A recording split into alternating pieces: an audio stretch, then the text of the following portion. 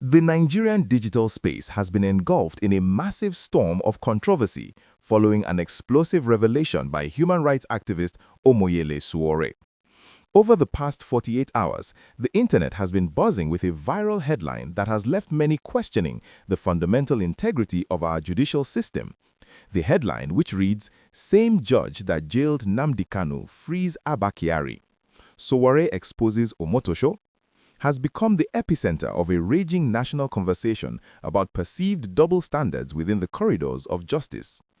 To understand why this triggered such a volcanic reaction, we have to look closely at the events that transpired at the Federal High Court in Abuja this week.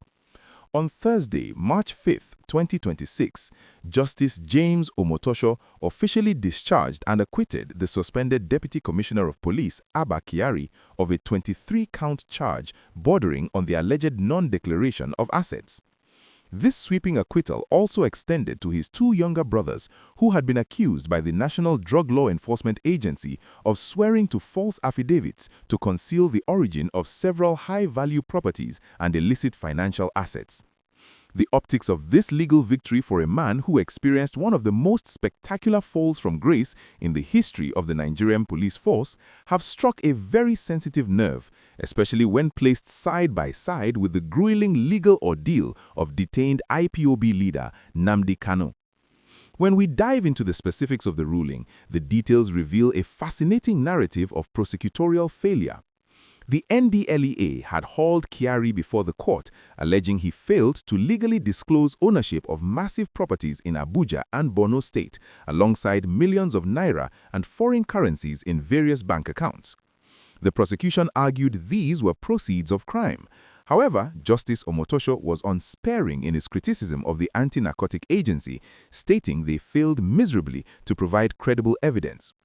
The judge explained that ownership of landed property must be established through recognized legal frameworks, such as valid title documents, which the prosecution completely failed to present. Furthermore, Kyari defended himself by claiming the properties in Borno were an inheritance from his late father, a claim the prosecution could not disprove. The court concluded that the charges simply had no legs to stand upon. What truly amplified the public outrage was the specific language Justice Omotosho used. The judge practically eulogized Kyari, stating it was unfortunate that a man who had served the country bravely to ensure national security would be arraigned upon such a baseless charge. He described the NDLEA's investigation as shoddy and persecutory. This glowing endorsement of a police officer fighting multiple scandals, including an FBI indictment, created a visceral reaction across the country. If you are finding this breakdown of our justice system insightful and want to ensure that you never miss out on the verified truth behind the viral headlines shaping our nation, please take a quick moment right now to like this video and subscribe to our channel.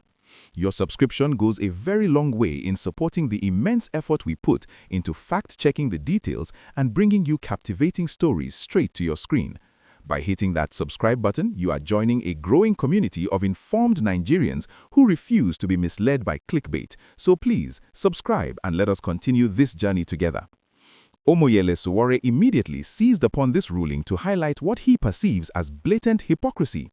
Through his media platforms, he amplified the narrative that the same judicial system showing remarkable leniency toward a state operative like Kyari has been merciless toward Nnamdi Kanu. Justice Omotosho is no stranger to the Kanu saga, as the IPOB leader has faced a grueling trial on terrorism charges since his controversial rendition in 2021.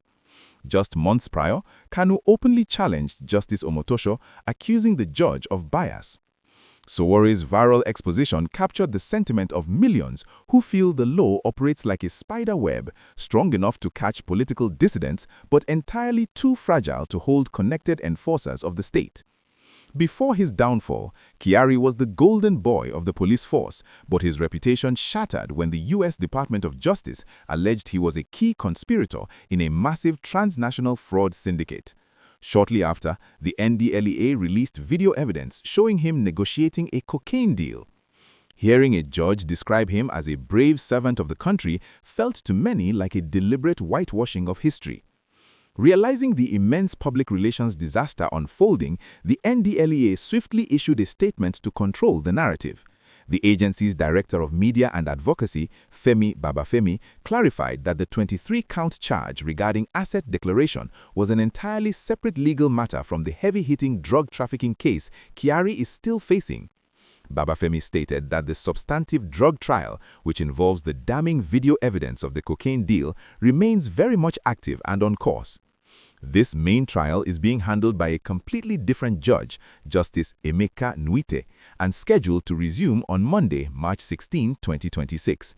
This clarification was vital because initial headlines created a widespread assumption that Kyari was entirely a free man.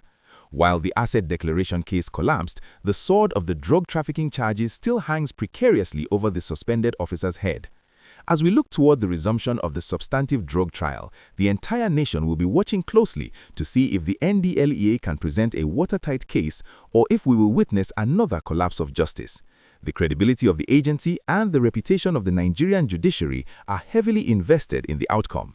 Please remember to like this video, drop your thoughts in the comment section, and hit that subscribe button to join our family so we can keep delivering the high-quality news you deserve.